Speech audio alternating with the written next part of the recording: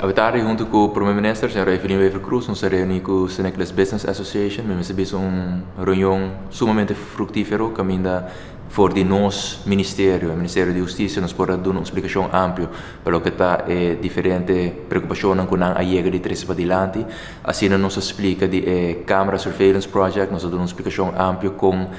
o início do Gabinete Wever Cruz 2, não todo tem câmara, agora que tem riba 2 em câmara acaba, e nos explica especificamente também, toda câmara não tem pegar acaba tem bem-estar de São Nicolás, para ser na ampla e segurança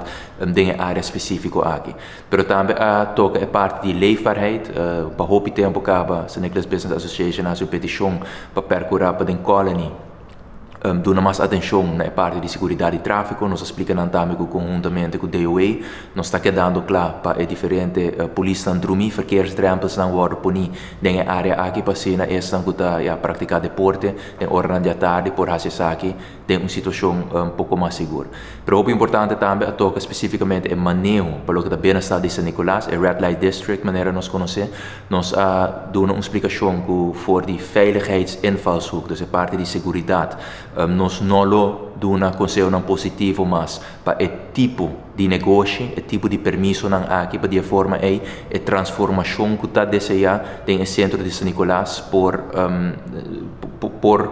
seguir de uma maneira mais positiva e atrair outro tipo de comerciante também para a área aqui. O tema aqui é multiministerial e for de justiça nós entregamos uma petição e uma nota para essa que vai tratar em Conselho de Ministros, mas em todo caso nós